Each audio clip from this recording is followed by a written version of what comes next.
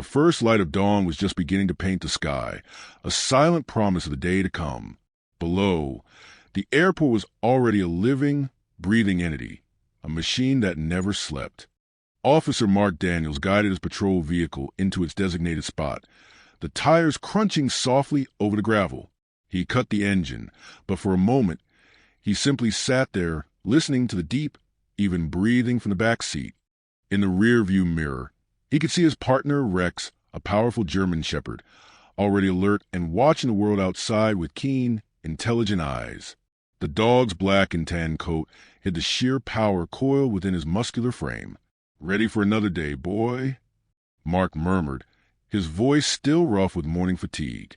Rex's ears twitched forward at the sound, and his tail gave a single, soft thump against the seat. It was all the answer Mark needed. 5 years. It had been 5 years since a fresh-faced Officer Daniels was first introduced to the intense, focused K9. They said Rex was one of the best, with a record for detection that was nearly flawless. But they also said he was headstrong, a dog that thought for himself. It had taken months of patient work to build the bond they shared now. Stepping out into the cool morning air, Mark opened the back door. Rex hopped down gracefully, landing without a sound and immediately sitting at Mark's heel. He waited patiently as Mark fastened the working harness, the one with Police K9 stitched in bold letters across the side. As Mark adjusted the strap, Rex nudged his hand with his nose, a small, familiar gesture that showed their trust. Together, they walked towards the towering glass walls of Terminal 4. The automatic doors hissed open, and a familiar symphony of the airport washed over them. The low, constant hum of conversation in a dozen different languages, the rhythmic sound of suitcase wheels on polished floor, the distant, muffled voice of the gate announcements. To most, it was noise. To Mark, it was a sound of normalcy. Morning sunlight streamed to the massive windows, casting long reflections across the floor. Rex's claws made a soft, rhythmic clicking sound as they moved, a counterpoint to the solid tread of Mark's boots. "Easy, boy," Mark said, his voice low as they began their first patrol of the baggage claim area. His hand dropped to Rex's side, giving a familiar, reassuring pat. The dog's ears perked up at the touch, then lowered slightly. He was working. Mark's eyes, trained by years of experience, scanned the crowd. A family struggling with too many carry-ons. A businesswoman talking rapidly into her phone. A group of students laughing. Everyone was in their own bubble, their own story. Rex, meanwhile, worked in a different dimension. His world was made of sense. He processed the air, filtering out the thousands of mundane smells, perfume, coffee, sweat, cleaning supplies, to search for the one in a million that didn't belong. They passed another officer. "Morning, Mark. Another day in paradise," he joked. Mark offered a faint, tired smile in return. "Let's hope it stays that way." Behind the calm tone, the thought was always there. Paradise could shatter in seconds. Memories flashed through his mind. Rex finding a half-frozen teen in a cargo container who would have died by morning. The tense minutes near Gate B12 with the dog's focus on a duffel bag led to plastic explosives. He'd stood firm even as the robot carried the bag away. "He's got better instincts than most of us," Mark had told new recruits. It was the truth. Today, however, Mark noticed something almost imperceptibly different. As they moved along conveyor belts, Rex's nose was twitching with an extra degree of intensity. His powerful shoulders were a little more tense, his scanning of the luggage a fraction more deliberate. It wasn't an alert. It was a premonition. Mark checked the giant digital board overhead. Flight 218 from Madrid had just landed. On cue, a new wave of luggage began to roll out onto the carousel. Rex's tail stiffened for a single, brief moment, then relaxed. Mark noticed. He always noticed. He didn't comment, didn't give command. They had both learned to trust the process.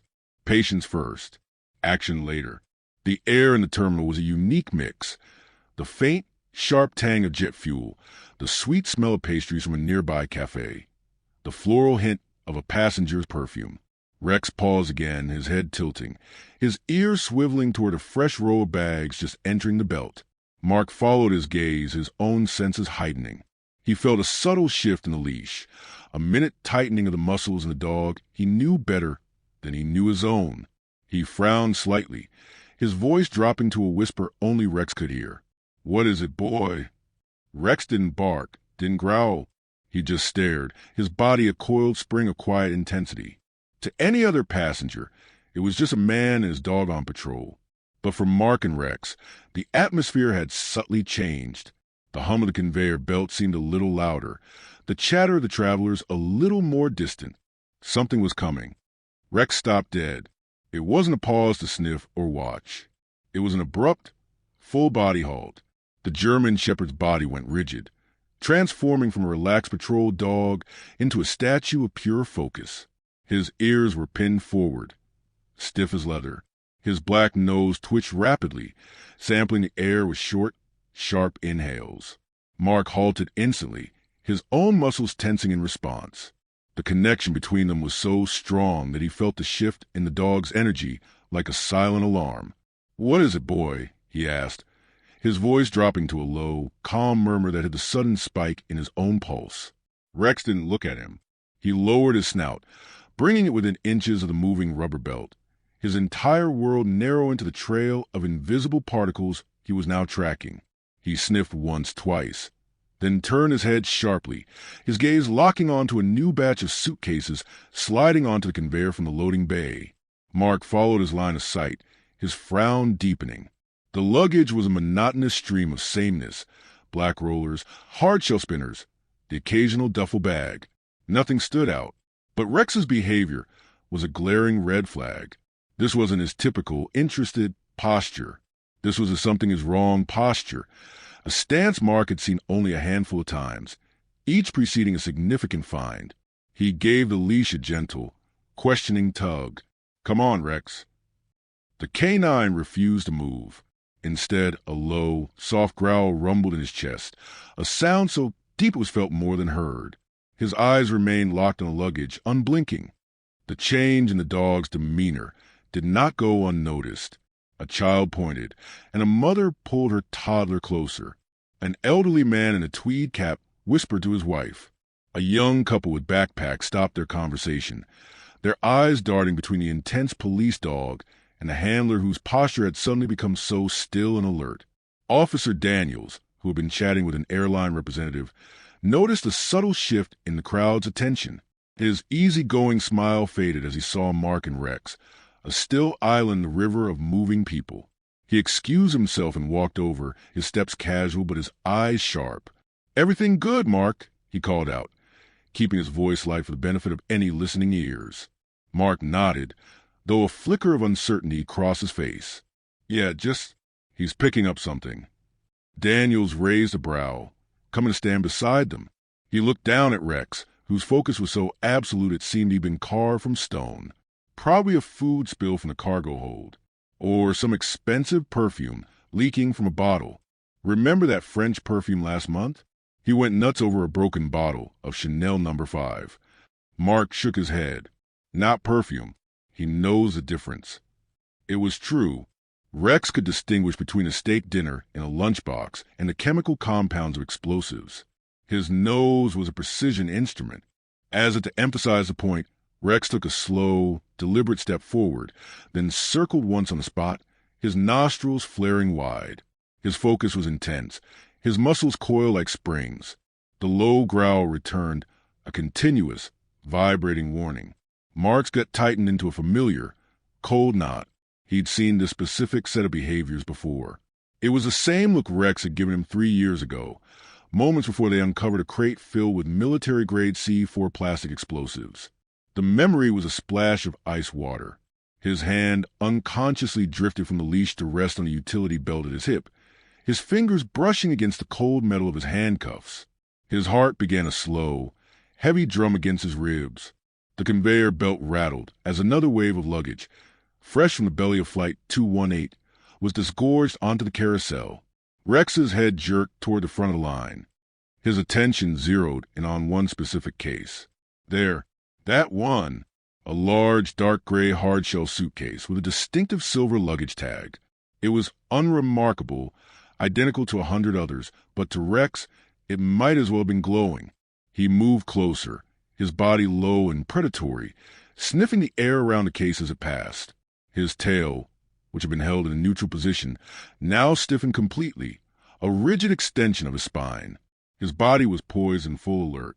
"Rex," Mark said, his voice firm and low, a command to report. The K9 didn't respond. Instead, he took another step, placing his front paws onto the metal edge of the conveyor belt, his nose working furiously. The passengers watching let out a collective, soft gasp. This was no longer a curious dog. This was a working K9 in action. Then Rex let out a short, sharp bark. It wasn't a loud, panicked sound, but a concise, commanding report that cut to the ambient noise of the terminal like a gunshot and sent a chill straight down Mark's spine. The nearby officers, including Daniels, exchanged quick, serious glances. The mood in the immediate vicinity shifted from curious to apprehensive. Daniels walked closer, his hand now resting unconsciously on his own sidearm. "You think it's something serious?" he asked, his voice dropping so only Mark could hear. Mark's gaze never left Rex. He watched the way the dog's lips were slightly pulled back, revealing a hint of gleaming white teeth. He saw the way every hair along the shepherd's spine seemed to be standing at attention. "When he gets like this," Mark replied, his voice barely above a whisper, "yeah, it's serious." Rex growled again, the sound deeper, more guttural than before. Whatever scent he had caught wasn't just unusual. It was something that disturbed him on a fundamental level. The dog's instinct was screaming a single, silent message of danger, and his entire body language was a testament to that conviction. "Don't ignore this." Mark's pulse hammered in his ears, a frantic counterbeat to the steady hum of the airport. He knew, with a certainty that settled deep in his bones, that they were on the precipice. The ordinary morning was about to shatter. Whatever was inside that gray suitcase, it wasn't just contraband. It was a key, about to unlock a door to something none of them were prepared for. The conveyor belt hummed its mindless, steady tune, carrying a river of anonymous luggage. Black, gray, navy blue. They all blended into a monotonous stream of travel and transit. But for Mark and everyone now watching, the entire world had narrowed to one single point. The large, dark gray hardshell suitcase with the silver tag. It moved with a slow, inevitable grace toward the pickup area, and every rotation of the belt seemed to tighten the invisible coil of tension in the air. Mark watched, his senses hyper-aware. He could see the scuff marks near the case's wheels, the way the silver tag caught the fluorescent light, the slight wobble as it moved. Tiny, meaningless details that were now magnified. "Rex, what is it?" he whispered again, the question a breathless plea for understanding. He crouched low beside his partner, his knee pressing into the cool floor. Up close, he could see the fine tremors running to the dog's powerful shoulders. Rex's hackles were raised now, a ridge of fur standing straight along his spine. His ears were pitched so far forward, they seemed to be straining to hear the suitcase's secrets. His nose never stopped twitching, processing a threat only he could perceive. Officer Daniels moved closer, his usual joviality completely gone, replaced by a grim curiosity. "He's never been this tense before," he muttered, his hand still resting on the butt of his sidearm. Mark nodded, his throat dry. "No, and I've seen him stand down a guy with a knife and face a potential bomb without flinching. Something's different this time. This isn't about aggression. It's about warning." The gray suitcase reached the end of the carousel and began its slow, automated return loop, destined to go around until someone claimed it. As it started to move away from them, Rex barked again, a sharp, explosive sound that made several people in the crowd jump.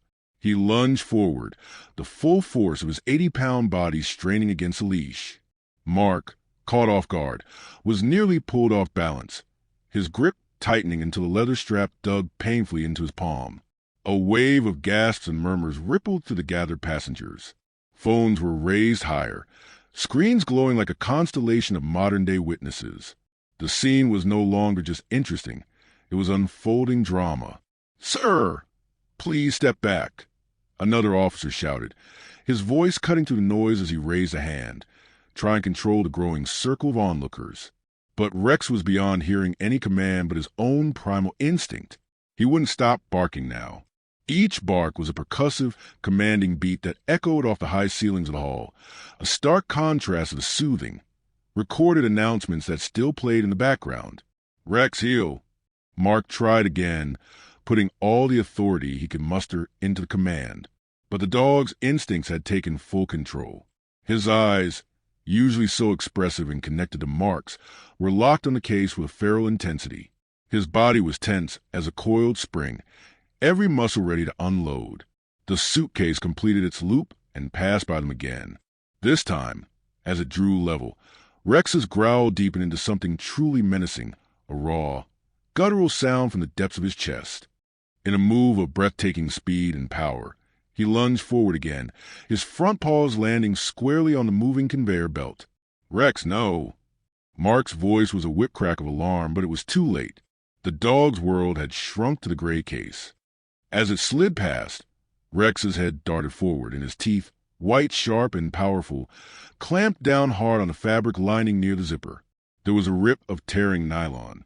He held on, refusing to release, his entire body weight dragging against the motion of the belt. The conveyor system groaned in protest, jerking to a halt as a safety sensor was triggered. For a heart-stopping second, there was pure, unadulterated silence, broken only by Rex's fierce growls between his clenched teeth. Then chaos. A unified scream rose from the crowd, followed by a panicked scramble backward. Alarms blared to life overhead, a deafening, pulsating wail that drowned out all other sound. A red strobe light began flashing across the baggage hall, painting everyone's faces in alternating washes of normal light and emergency crimson. "Call the supervisor," Mark shouted, his voice straining to be heard over the din.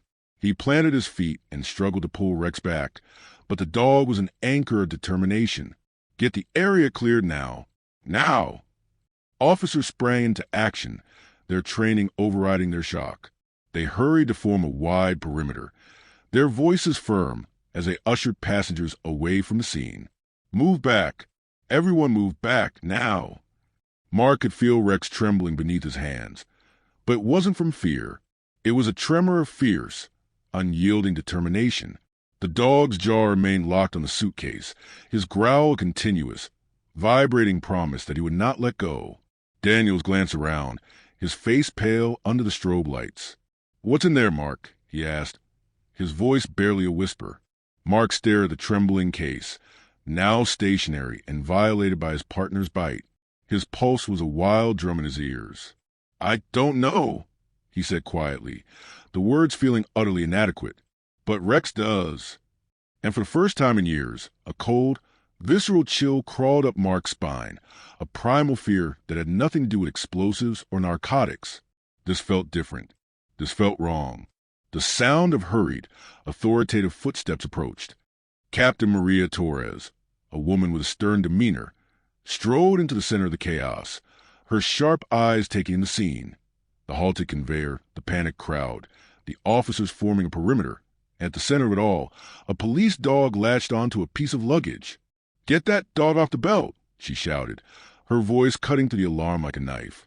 Captain Maria Torres's command hung in the air, sharp and uncompromising.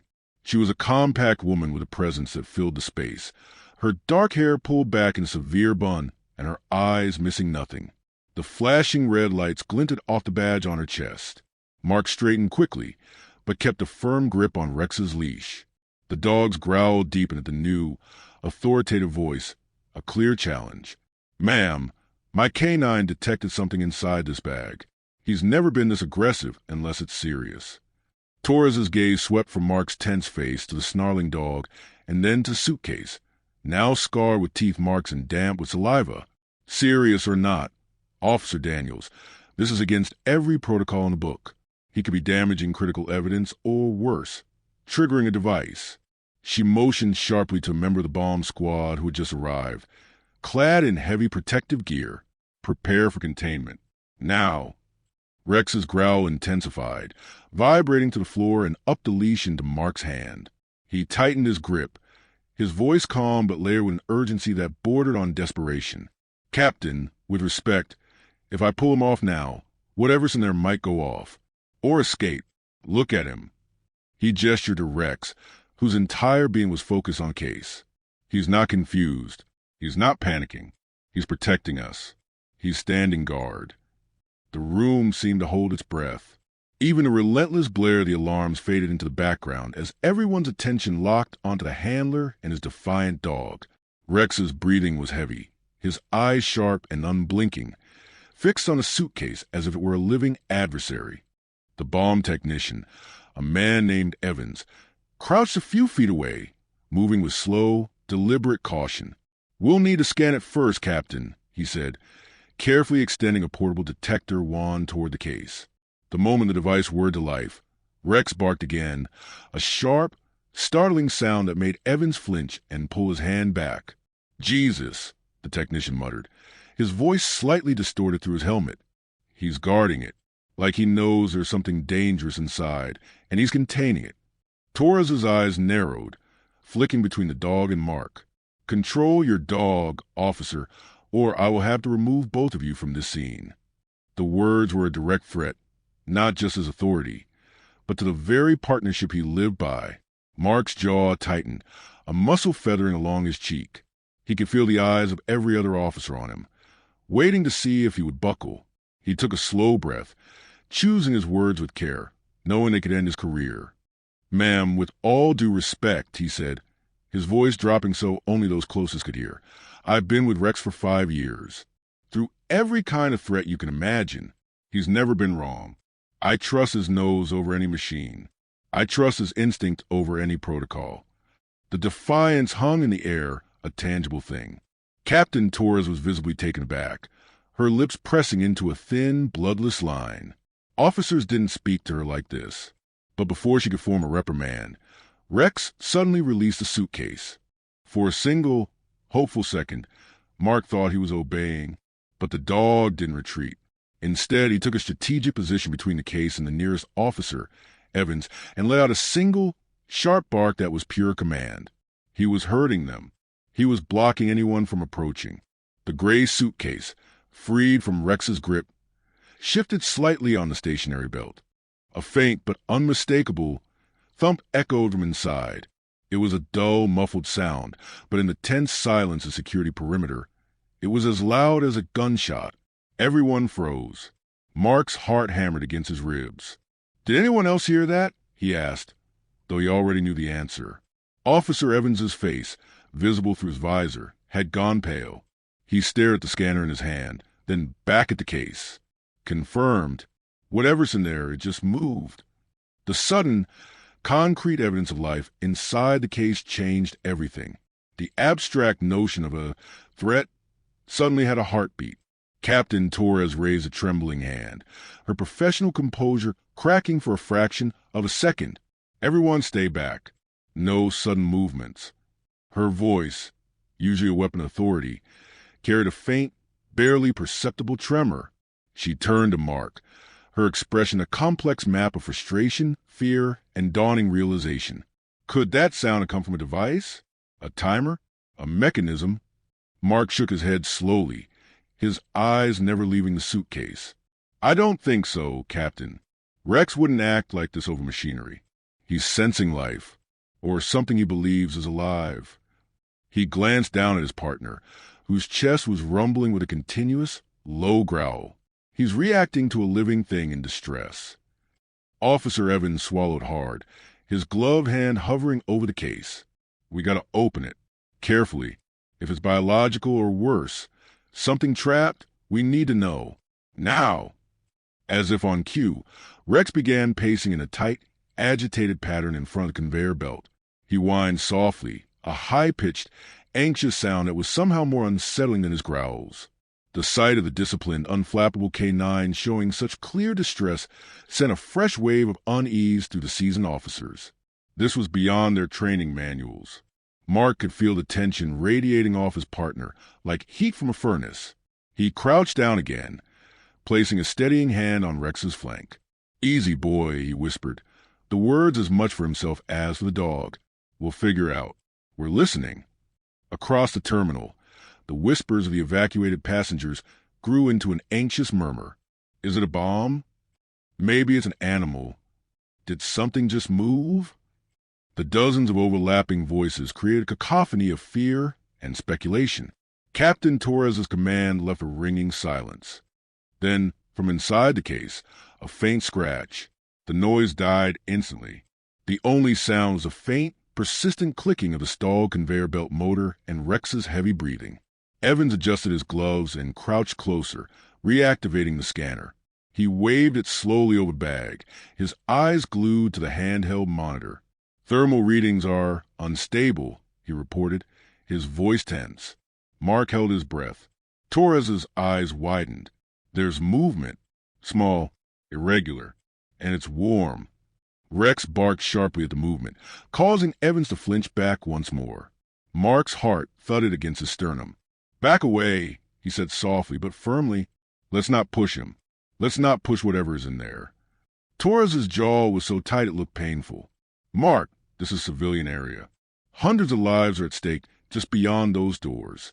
If there's danger, dash." "I know," Mark interrupted, his voice steady, his gaze locked with hers. "I know what's at stake. But if we rush this, we might set off something worse. Look at him." He pointed to Rex, who was once again standing rigidly between them and the suitcase, a living, breathing barrier. "He's warning us for a reason. He's been trying to tell us for minutes. Let's just listen." The captain hesitated, torn between the black and white world of procedure and the unsettling gray area of instinct that was standing right in front of her, panting and growling. The cost of being wrong was unthinkable on either side. And then it happened again. The suitcase jerked, more forcefully this time. A collective gasp rippled through the terminal. A single, eerie noise followed the movement. A faint but unmistakable, scratching sound from inside. The sound of something trapped. Something trying to get out. Rex let out a bark that wasn't a warning, but a confirmation, a sound that echoed through the hall and commanded a final, dead silence. The crowd, the officers, everyone was utterly still. In the stark, pulsating red light, every heartbeat seemed louder than the alarms. Whatever was inside that suitcase was alive, and it was about to reveal itself. The scratching from inside the suitcase sent a collective shiver through the room. In seconds, Captain Torres grabbed her radio, her voice cracking with a renewed urgency that brooked no argument. "Code Yellow in baggage sector B. I repeat, Code Yellow. Evacuate all remaining civilians and call in the full biohazard and bomb units. Now!" Her command triggered a fresh wave of controlled panic. The red strobe lights pulsed faster, casting frantic, bloody shadows across the walls. The loudspeakers, which had been intermittently calm, now blared with new, more urgent announcement. "All passengers and non-essential personnel, evacuate the terminal immediately. Proceed the nearest safe zone." People hurried away, their faces masks of fear, leaving a trail of abandoned luggage and half-empty coffee cups in their wake. The security perimeter tightened, officers forming a solid, human wall between the unknown threat and the rest of the world. Mark stayed rooted near the conveyor belt, his hand firm, calming pressure on Rex's collar. The German shepherd's breathing was fast and shallow, his eyes like laser points locked on the suitcase. He whined, a high, anxious sound that spoke of confusion and a deep, instinctive need to protect. Mark knelt beside him, the hard floor cold against his knee. "You did good, buddy. Just hold on," he whispered, though he wasn't sure if he was trying to reassure the dog or himself. The sound of scratching, it was undeniably organic, alive. Within moments, the scene was transformed again. A full team of bomb squad technicians, now looking like astronauts in their heavy EOD suits and seal visors, moving with practiced efficiency. The lead tech gave a curt nod to Torres. Everyone cleared the immediate zone. They rolled a thick black containment shield toward the conveyor belt, its wheels squeaking ominously in the newfound silence. Rex responded with a low, continuous growl, his body vibrating with tension. "Keep him steady," Mark said, his voice tight. "No sudden approaches. He doesn't trust that bag, and right now I don't either." The lead technician, his voice muffled by his helmet, crouched and slowly passed a handheld scanner over the suitcase. The machine beeped in irregular, frantic pulses. "No clear explosive signature," he reported. but I'm getting an unusual organic trace. It's complex. He paused, adjusting a dial on the device. And it's warm, definite body heat. Torres's brow furrowed deeply. Alive as in human? Negative, the tech replied, his head tilted as he read the data. Mass is too small. But it's a vertebrate. Mammal, likely. Rex barked sharply, making everyone jump. His tail was straight as an arrow, his fur bristling. He took a half step forward, his nose pointed intently at the case. Mark's instincts screamed in unison with the dog's. He's sensing movement again. Back up. The technician glanced at his scanner. Readings are spiking. Something's moving. It's agitated. Then came the sound that made the blood run cold in every vein in the room. A faint, muffled whine. It was fragile, desperate, and utterly unmistakable. It wasn't mechanical. It was the sound of a living creature in terror and pain. Captain Torres's hand flew to her mouth. "Oh, my God," she whispered, the hardened professional completely vanishing for a moment, replaced by a woman witnessing a profound cruelty.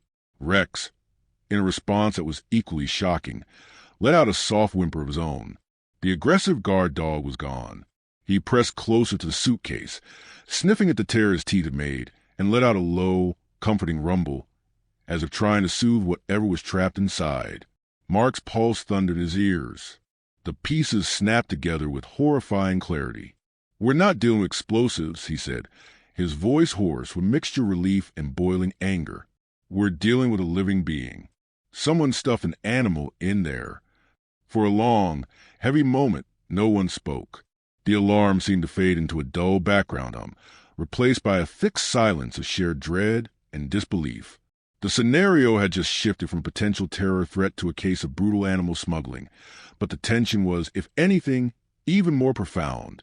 The technician exhaled shakily, his gloved hands hovering over the latches. "Then what's the protocol for that?" Mark's eyes stayed locked on the suitcase, on the tiny, desperate sounds emanating from within. "There isn't one," he said quietly. "We open it. Carefully. We get out." The terminal was now completely cleared. Only the flashing lights, the muffled voices of secured officers, and the soft, pathetic whimpers filled the space.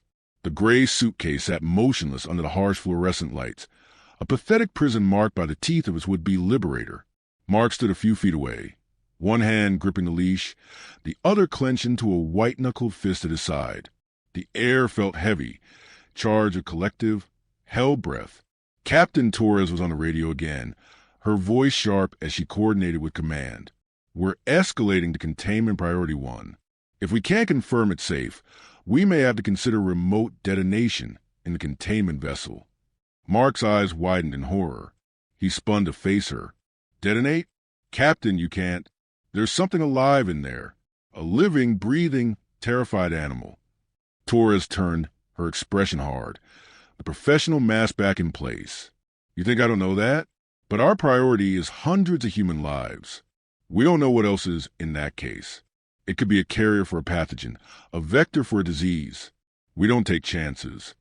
Rex growled low and dangerous, stepping in front of the suitcase as if he understood the words. His gaze was locked on Torres, protective and defiant. Mark's heart felt like it was going to burst from his chest. He had seen Rex fearless in front of gunfire, relentless in pursuit, but this was different. The dog wasn't reacting to a threat. He was guarding life.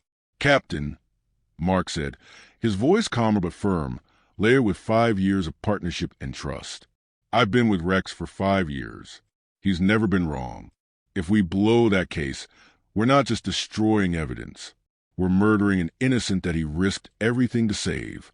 We're proving that our protocols are more important than the life he sensed." The room went silent, except for the hum of the conveyor motor. Torres hesitated, her jaw working. "You're out of line, officer."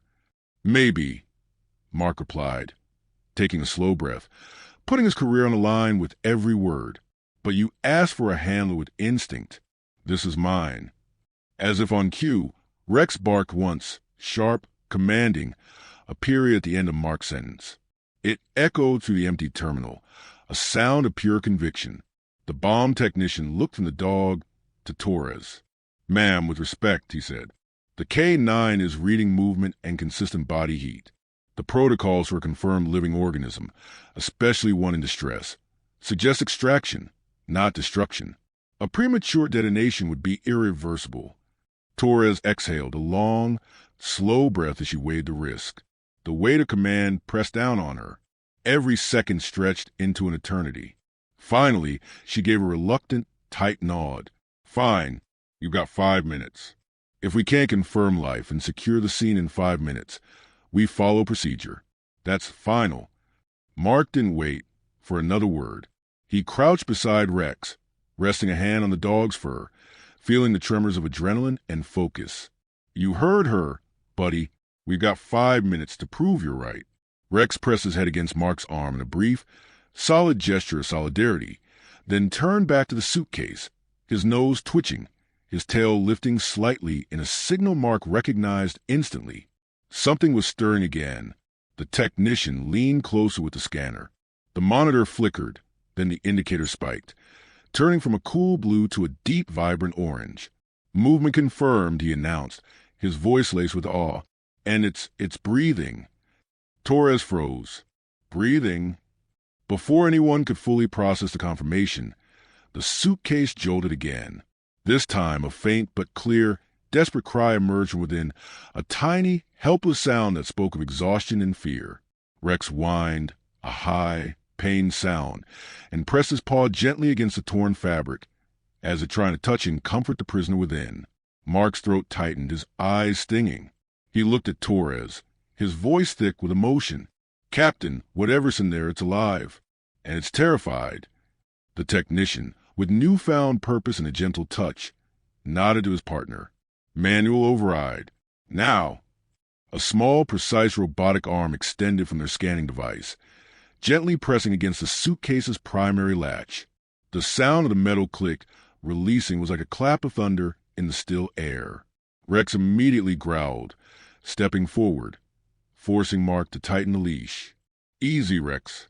Let them work. Another latch was released, then the third. The lid was now free. With painstaking slowness, the technician used robotic grips to lift the lid, inch by agonizing inch. A collective, unconscious lean forward swept through the officers. Mark held his breath. The lid opened fully. For a heartbeat, no one moved. Then they saw it. A collective gasp rippled through the room. Inside, wrapped in layers of thin, cheap fabric, was a small, trembling bundle. It was moving weakly. The technician, his hands now protected by thick gloves, reached in slowly, his movements as gentle as a surgeon's. He carefully pulled back the blanket. A tiny, mud-colored puppy blinked up at them, shivering in a nest of dirty rags. Its eyes were clouded with fear and exhaustion. Its fur was matted and dirty, and its ribs were visible through its skin. It whimpered softly, a mere whisper sound, and curled into an even tighter ball, trying to make itself disappear. Rex let out a low, mournful whine. All aggression vanished from his posture. His ears drooped, and his eyes softened with what could only be described as profound pity. The fierce guardian had become a gentle giant. "Oh my God," Torres murmured, her hand over her heart. Someone stuffed a live animal in there. Mark's relief was a tidal wave, so powerful it left him dizzy. But it was short-lived, as the technician gently lifted the shivering puppy out and handed it to a waiting medic. Something else in the suitcase caught his eye. A second layer, hidden beneath the soiled blanket. He frowned, using the robotic tool to tug the fabric aside. The relief was short-lived. As the blanket shifted, Mark saw it, a false bottom. Hidden under it, neatly arranged, were dozens of tiny vacuum-sealed plastic packets. And nestled among them was a sleek, black electronic device, a single red light blinking rhythmically, relentlessly. The technician's voice trembled as he spoke, the earlier aura replaced by a new, chilling dread. "Captain, we got a lot more than a puppy here." Rex, who had been nuzzling the puppy in the medic's arms, suddenly growled again, his head snapping back toward the suitcase. The softness in his eyes was gone, replaced by the familiar, hard glint of alertness. Whatever this was, it wasn't just an act of cruelty. It was a crime, and it was far from over. The moment the bomb technician revealed the hidden compartment, the atmosphere in the baggage hall snapped from one of horrified pity to one of cold, professional fury. The blinking red light on the black device was a malevolent eye in the nest of sealed packets.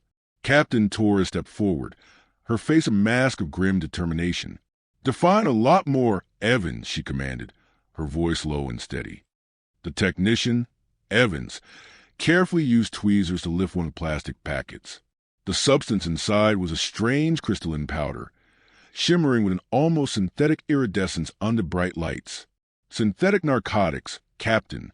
High grade, likely a fentanyl analog. But that's not the main event. He pointed to the black device with his gloved finger. "This is a sophisticated transmitter. And these..." He indicated tiny, almost invisible filaments woven into plastic packets. "Are microchips. This isn't just a drug shipment. It's a tracked, monitored delivery." Gasps erupted from the circle of officers. The use of a living, breathing puppy as a scent mask and a biological shield was a level of cold calculation that turned their stomachs. Mark felt a fresh wave of nausea, his gaze flicking from the blinking device to the tiny, now sleeping puppy in the medic's arms. The juxtaposition was jarring. "They used him," Mark said under his breath, his voice trembling with a mixture of rage and profound sadness. "They used an innocent life to hide their poison." Rex, sensing the shift in his handler's emotion, let out a soft growl. He paced in a tight circle around the open suitcase, his nose occasionally dipping toward the packets, then snorting in disgust. He approached the medic, sniffed gently at the puppy's paw as if ensuring it was safe, then turned and barked sharply once more at the suitcase, his tail rigid and high. "He's not done," Mark said, interpreting the signal instantly. "He's telling us there's more to find. The trail isn't cold." Evans carefully removed one of the packets and examined it under a portable scope. "These chips, they're not just for tracking the location." "What else?" Torres asked. "They're biometric," Evans continued, his voice tense. "They're monitoring vital signs." Mark's eyes widened as he understood. Whoever packed this wasn't just smuggling drugs. They were running an experiment. Torres looked between them. An experiment? What kind of experiment? "The puppy wasn't just a decoy," Mark explained, the pieces clicking into a terrifying picture. "It was a test subject. They were testing how a living host interacted with the payload during transport. The puppy's stress levels, its heart rate, its survival, it was all data. That transmitter wasn't just pinging a location, it was sending a health report." The lead bomb squad officer, who had been scanning the device with a frequency analyzer, looked up. "Ma'am, the chip frequency matches a known smuggling network we've been tracking across Europe and Asia. They've been using living animals to transport sensitive materials. It's brutal, but it's smart. Custom scanners are calibrated for weapons and bulk narcotics, not for the faint biometric signals of a hidden animal." The words landed like physical blows. Mark clenched his fists, his knuckles white. He looked again at the puppy, its fragile body rising and falling in a steady rhythm, unaware of the dark purpose it had served. All this, and they used something innocent to do it. The medic looked up from his assessment. "He's dehydrated and weak, but stable. Whoever packed him must have done it just hours before the flight to ensure he'd survive long enough for the data to be valuable." Torres's face hardened into something stony and relentless. "Then the handler is still nearby. They wouldn't risk letting this out of their sight." She turned to her radio. "All units, we have a..." She was interrupted by a sharp, commanding bark from Rex. The German shepherd was no longer looking at the suitcase. His head was up, his nostrils flaring, sampling the air currents in the vast hall. His entire body was oriented toward the main exit, leading to the secure corridors and the terminal gates. He let out another bark, this one more urgent, and pulled hard against the leash, his focus absolute. Mark's adrenaline surged, his own instincts syncing with his partner's. "You got something, boy?" he asked, though he already knew the answer. Rex barked again, a short, explosive sound that demanded action. The signal light on the transmitter in the suitcase blinked in an almost eerie syncopation with the dog's barks. "He's tracking the source," Mark shouted, his voice cutting through the operational chatter. The person who packed that bag, their scent is on that device, on those packets. Rex has a trail. Torres snapped into action, her voice booming through the terminal. Lock down all exits. No one leaves Terminal C. Run all surveillance feeds from the last 2 hours. I want every camera focused on the check-in for Flight 218. She then pointed at Mark and Rex. You too, with me? Let's move. The calm, sterile environment of the airport transformed in an instant. The flashing red lights were no longer just a warning. They were a beacon for a hunt. Rex's paws struck the tile floor in a rapid, sharp rhythm as he pulled Mark past the security cordons and into the labyrinthine back corridors reserved for airport staff and security. The air changed, becoming colder, smelling of industrial cleaner, oil, and rubber. Captain Torres and 2 other armed officers fell behind them, their weapons drawn, but held low. Control, we are in pursuit with K9.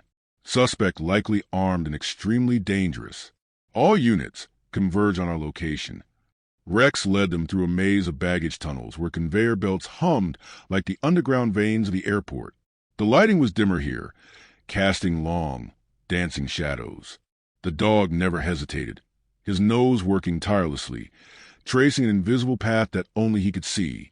He moved with a purpose that was both beautiful and terrifying, a pure embodiment of instinct. Suddenly, he stopped, his head turned sharply toward a tall stack of unattended cargo crates marked perishable. A low, threatening growl rumbled in his chest, then erupted into 2 sharp, definitive barks, his train alert signal. Mark froze, his heart hammering. He's got something. Contact. Torres motioned for the squad to spread out, flanking the crate stack. One officer flipped on the powerful beam of his flashlight, cutting through the gloom. The beam caught a flicker of movement, a shadow detaching itself from behind the farthest container and sprinting toward a nearby emergency exit. Freeze! Police! Torres barked. The figure, a woman in a long beige coat, ignored the command. She shoved a heavy cart into the path of the officers and bolted for the metal door. Mark didn't hesitate. He unclipped Rex's leash with a swift, practiced motion. Go! Apprehend! The command was all the permission Rex needed. The German shepherd shot forward, a blur of black and tan. He closed the distance in seconds. The woman, hearing his approach, glanced back, her eyes wide with panic. She fumbled with the emergency door handle, but Rex was upon her. He lunged, tackling her arm with precise force, knocking her off balance and sending her sprawling to ground with a cry. She screamed, scrambling backward as Mark caught up and firmly grasped Rex's harness, pulling him to a heel. Easy, boy. Good work. Good work. Torres moved in fast, slapping cuffs on the woman's wrists while another officer covered her. You picked the wrong flight to run, Torres said, her voice cold as ice. The suspect, Lena Voss, breathed in ragged, terrified gasps. Her eyes, a startlingly pale blue, darted around wildly before fixing on a contained suitcase being wheeled past by the bomb squad. You don't understand, she hissed, her accent unplaceable. It wasn't supposed to happen here. Not like this. Mark crouched beside her, his gaze level and hard. What wasn't? Her eyes locked onto his. The transmitter. It wasn't just for drugs. She lowered her voice to a venomous whisper. They were testing something. Something new. Torres frowned, leaning closer. Testing what? Lena hesitated. Then the words spilled out, laced with a strange mix of fear and fanaticism. Smuggling routes for biotech. The puppy was a decoy, yes, but the real cargo was the microchip compound. She took a shaky breath. They stored data in a material that's part machine, part living tissue.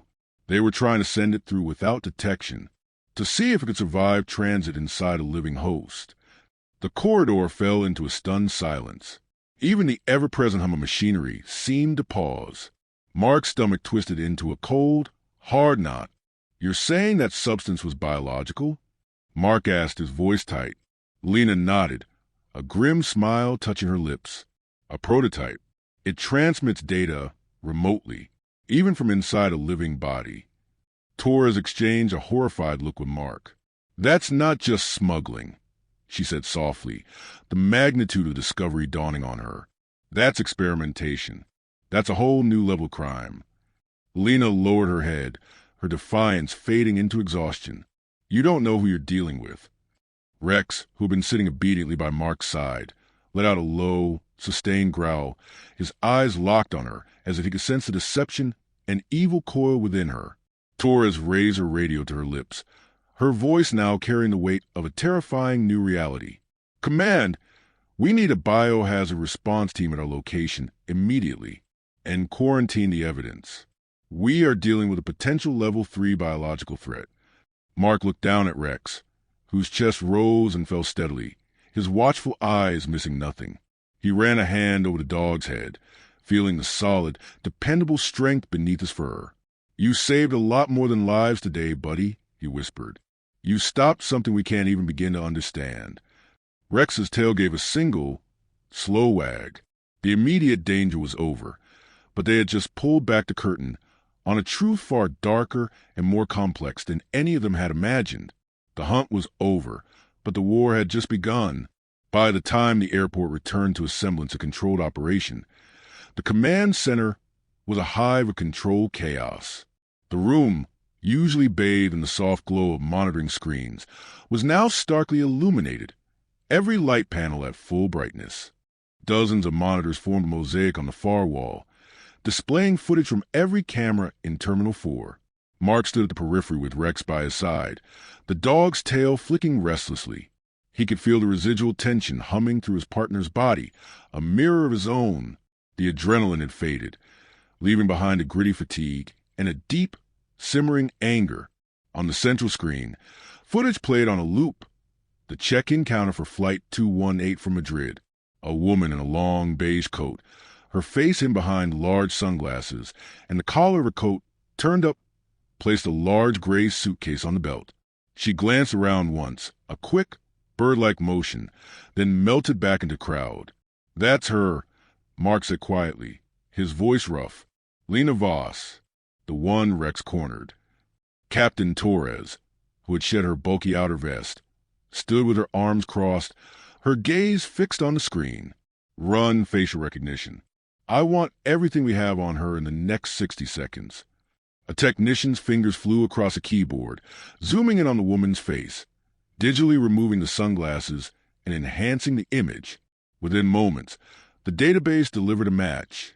The file photo that popped up showed a woman with sharp features and pale, calculating eyes. Identified, Lena Voss. Dual citizenship, German and Brazilian. Flagged twice for cross-border trafficking of restricted technology, but never arrested. Interpol has an open file. The technician paused, scrolling. She's a suspected logistics coordinator for several high-profile syndicates.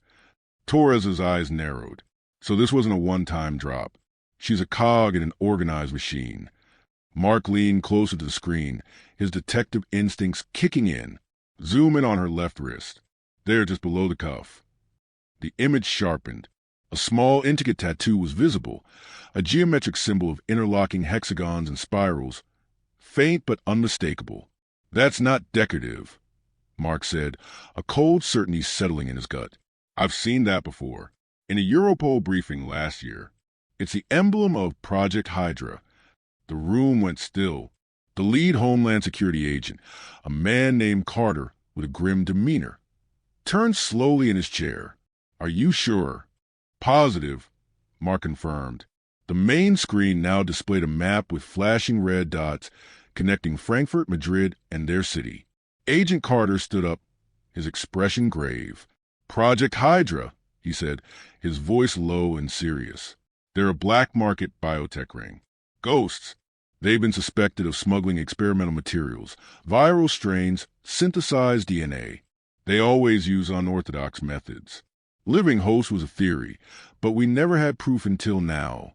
Torres turned toward the medical bay, where the airport's on-call veterinarian was still tending to the rescued puppy. Doc status? The vet, a woman in her late 30s with a calm, weary expression, looked up from her examination. The puppy is stable, but there's something. I found something implanted near its shoulder. A subdermal microtransmitter, no bigger than a grain of rice. It's the same frequency as the device in the suitcase. A fresh wave of murmurs swept the room. It wasn't just for tracking the drugs, the vet continued, her voice laced with disgust. It was monitoring the puppy's vital signs, heart rate, body temperature, stress hormones. They weren't just using him as a decoy. They were using him as a lab rat. Mark exhaled slowly, the horrifying reality dawning on him fully. They were using him as a lab rat, he repeated, the words heavy and sick. The puppy suffering, it was just data points to them. The vet nodded grimly. Exactly. This animal wasn't a container. It was the experiment. The survival duration and the biometric data transmitted would validate the viability of this living cargo system. Torres stared at the screen, at the frozen image of Lena Voss disappearing into the crowd. Give me her transfer records, every flight log for the past year, every passenger she's been within 10 rows of. If this Hydra network is moving through our airports, we shut it down here. Now! Mark placed a steadying hand on Rex's neck, feeling the strong, steady pulse beneath his fur. You ready for what's next, partner? He murmured. Rex looked up, his intelligent eyes bright, his tail giving a single determined flick. Whatever was coming, they both knew this was no longer a simple case of airport security. They had stumbled into the front lines of a silent, global war against a new kind of threat, one that treated life as expendable hardware. Agent Carter stood up, commanding the room's attention. All right, people, we're escalating this to a Tier 1 international investigation. I'm coordinating with Europol and Interpol as of now. The substances recovered are being rushed to the CDC for full analysis. Our primary objectives are threefold. 1. Trace the chemical and biological signature of this prototype. 2. Map Lena Voss's entire network using her travel data. And 3, he said, looking directly at Mark and Rex, exploit the one advantage we have that they didn't account for. The dog, Torres said. The K9, Carter corrected, with a note of respect. Their entire system was designed to bypass technology. Scanners, sniffers, x-rays. They didn't plan for a biological sensor. They couldn't predict or deceive. Officer Daniels, your dog didn't just find contraband. He hacked their system. His instinct is our key intelligence asset. Just then, the radio on Torres's hip crackled to life, a voice sharp with urgency. Command, be advised. Suspect Lena Voss has been processed and is being transferred to holding. She's demanding to speak to someone in authority. Says she has time-sensitive information about active shipments. The command center erupted into a fresh wave of motion. Carter grabbed his jacket. I'll take the interrogation. Daniels, with me. I want you and Rex observing. If she so much as twitches in a way that sets him off, I need to know. Mark nodded. Understood. As they moved toward the door, the technician at the main console called out, Sir, we've got a preliminary trace on that transmitter frequency. It's been pinging a receiver inside the city. The signal is coming from a location in the industrial district near the port. Torres's eyes lit with fierce determination. We have their drop point. I'm mobilizing a SWAT team. Let's move. Mark looked down at Rex as they hurried down the sterile corridor toward the interrogation rooms. The German shepherd moved with a powerful, purposeful gait, his head held high. The hero's rest would have to wait. The unraveling was just beginning, and they were at the very center of the thread. By dawn, the airport had transformed into a media circus. News vans lined the curbs, and reporters swarmed behind police barricades. Screens across the nation showed the same headline. Hero police dog exposes international biotech smuggling ring. Mark stood near the arrivals gate, his uniform stained with dust and sweat. Rex sat obediently beside him, the words Police K9 gleaming on his harness. For Rex, it was just another mission completed. For the world watching, it was a miracle. Officer Daniels, can we get a statement? A reporter called out. Mark hesitated, then looked down at his partner. My partner deserves the credit, he said, his voice simple and firm. He rested a hand on Rex's neck. He followed his instincts when the rest of us doubted them. Without him, a terrible operation would still be running. He's a hero, as of understanding the praise. Rex lifted his head. Cameras flashed like a swarm of fireflies. Someone shouted, "Smile, hero!" Mark chuckled softly. He doesn't do smiles.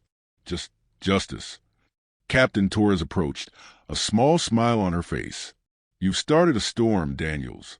Homeland confirms that Rex's detection likely saved multiple international flights from being used as mules for that biotech.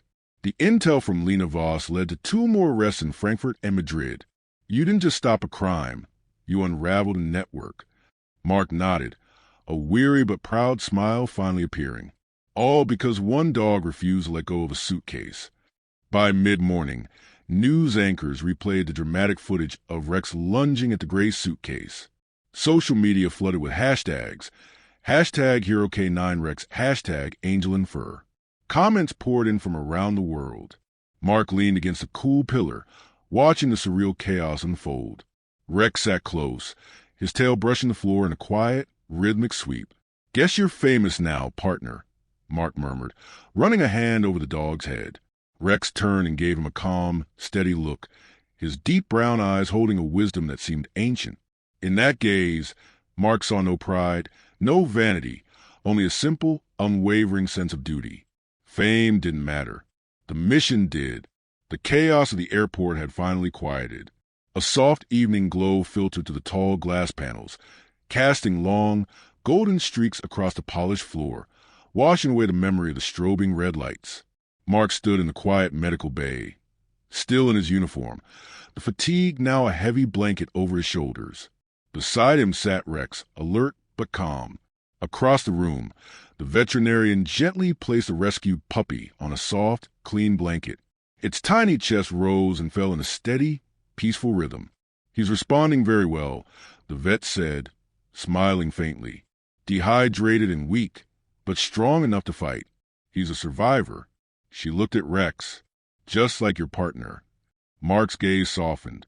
"Can we let them meet? Properly this time?" The vet nodded. "I think that's a wonderful idea." Carefully, she lifted the small bundle and carried it over, setting the puppy down gently on the floor in front of Rex. The little one looked up uncertainly, its body trembling for a moment before it took a hesitant, wobbly step forward. Rex sniffed the air, then leaned his large head down, giving a slow, deliberate, and incredibly gentle nudge with his nose. The puppy let out a faint, trusting whimper. Rex responded with a soft, comforting rumble deep in his chest.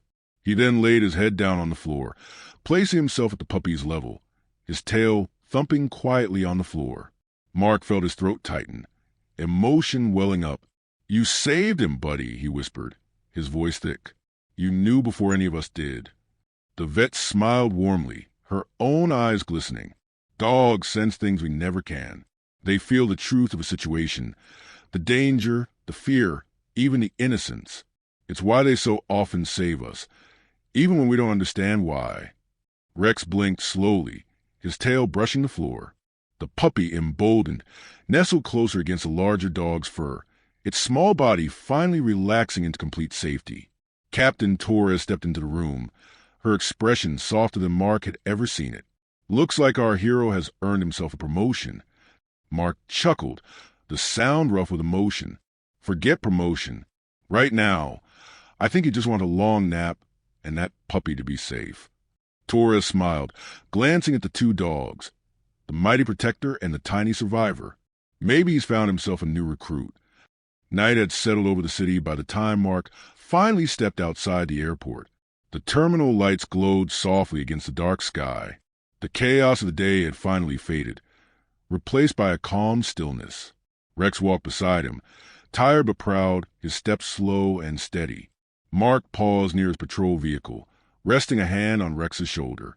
The city lights spread out before them like a field of fallen stars. "We did good today," he said quietly, the words meant for Rex alone. "Real good." Rex looked up at him, and in the dim light, his tail gave a faint, slow wag. There were no words needed between them. The bond they shared was deeper than commands or medals. Mark thought of the frightened puppy, now safe. He thought of the passengers who would board their flights tomorrow, utterly unaware of how close they had come to disaster. Captain Torres's voice echoed faintly from the entrance. You heading home, Daniels? Mark smiled, a genuine, weary, and content smile. Yeah, Captain. I think we both earned it. As he opened the door of the patrol vehicle, Rex climbed in without command, curling up on the passenger seat with a tired, contented sigh.